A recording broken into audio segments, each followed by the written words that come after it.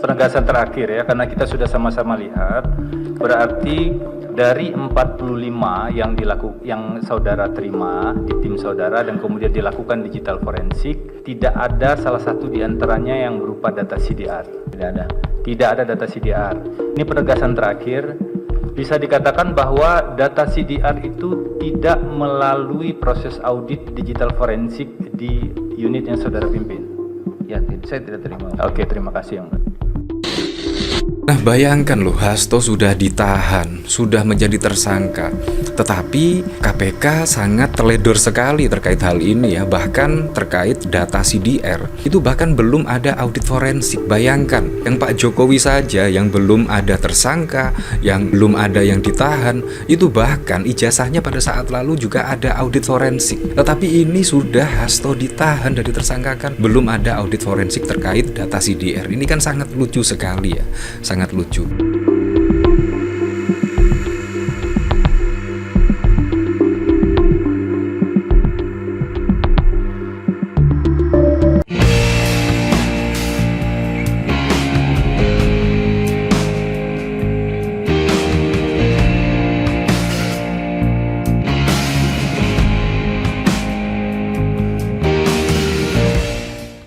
Wow, sidang Hasto ini sudah sangat lama sekali ya, dan bahkan tidak ditemukan ya, yaitu bukti atau saksi yang dituduhkan KPK kepada Hasto Kristianto, yaitu merintangi penyelidikan, yang kedua terkait suap menyuap.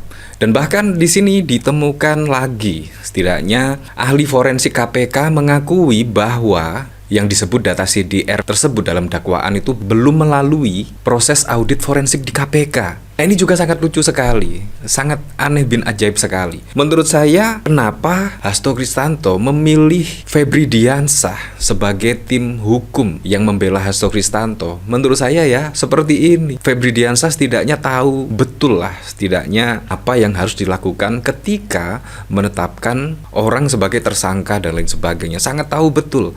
Bahkan kalau kita lihat dari video ini, pertanyaan tuh langsung mengena. Dan bahkan dari sini ahli forensik KPK juga mengaku bahwa CDR yang dimaksud belum melalui audit forensik. Bahkan sudah ditersangkakan loh, bahkan Hasto sudah ditahan loh, tetapi belum melalui audit forensik. Ini sangat wow sekali kalau menurut saya ya. Dan menurut saya sudah jelas lah.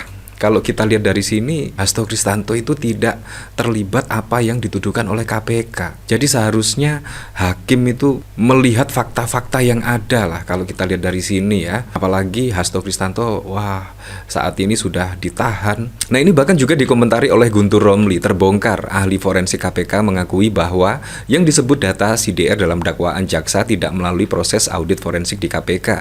Ini salah satu tindakan melanggar dari penyidik KPK, khususnya Rosa. Terima kasih Febri Diansah yang sudah menanyakan makin terang kasus ini mengada-ngada.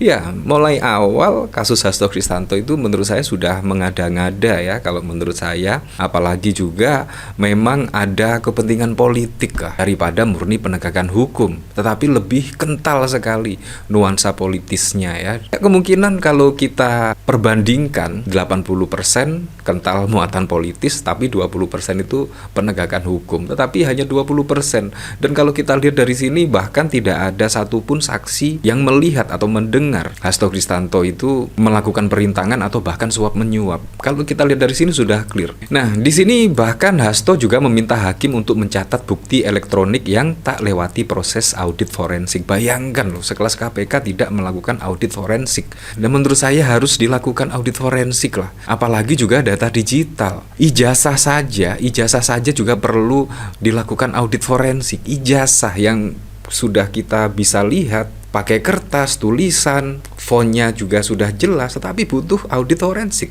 Apalagi data digital, seharusnya dilakukan audit forensik. Ini menurut saya KPK benar-benar kecolongan kali ini ya, dan bahkan langsung diskakmat oleh Febri Diansah. Sekjen PDIP Hasto meminta majelis hakim mencatat barang bukti elektronik atau data call detail record yang tidak melewati proses audit forensik dan dari ahli.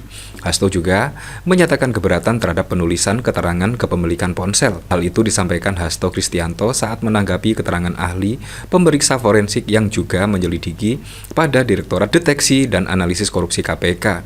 Hafni Ferdian. Hafni dihadirkan jaksa KPK sebagai ahli untuk Hasto dalam kasus dugaan suap penggantian antara waktu PAW anggota DPR untuk Harun Masiku dan perintangan penyidikan di Pengadilan Tipikor Jakarta pada Senin 26 Mei.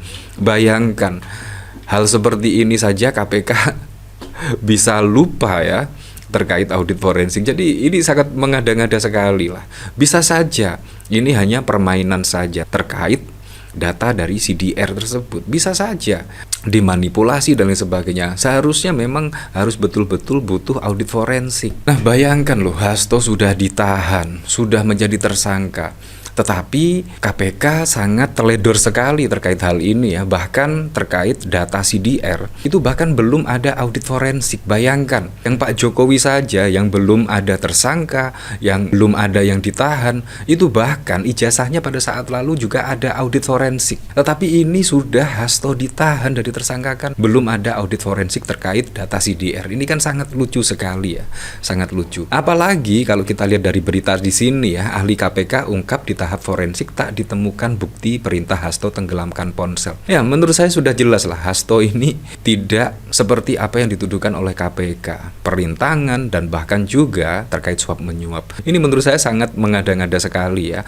apalagi dari ke-13 saksi yang dihadirkan dalam sidang Hasto Kristanto, bahkan juga tidak mengungkap atau belum mengungkap Hasto Kristanto itu melakukan apa yang dituduhkan oleh KPK. Semoga saja hakim bisa memutuskan kasus ini yang seadil-adilnya ya, karena harapan ini sangat besar sekali ya, sangat besar, supaya hakim melakukan keputusan yang seadil-adilnya. Pemeriksaan forensik penyelidik pada Direktorat Deteksi dan Analisis KPK, Hafni Ferdian mengungkapkan bahwa dirinya tidak menemukan adanya perintah dari Sekjen PDIP Hasto untuk menenggelamkan ponsel seluler Harun Masiku. Dalam dakwaan, perintah tersebut sempat tertuang bahwa Hasto meminta Nur Hasan selaku petugas keamanan atau Satpam DPP PDIP untuk Harun Masiku menenggelamkan ponselnya. Permintaan itu ketika operasi tangkap tangan OTT KPK ketahuan Harun Masiku. Apakah ditemukan bukti-bukti yang mendukung dakwaan, di mana tanggal 8 Januari 2020 ya, pukul 18.19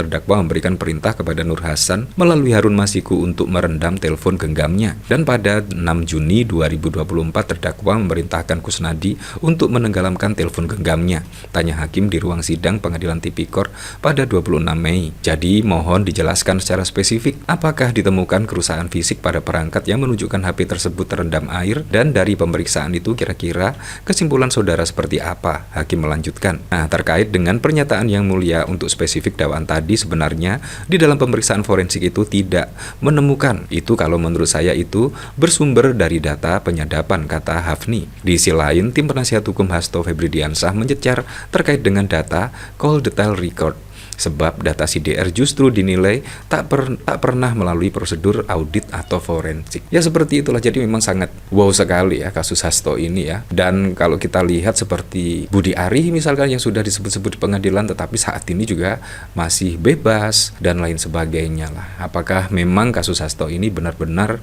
politisasi? Ya, kita kembalikan lagi ke masyarakat.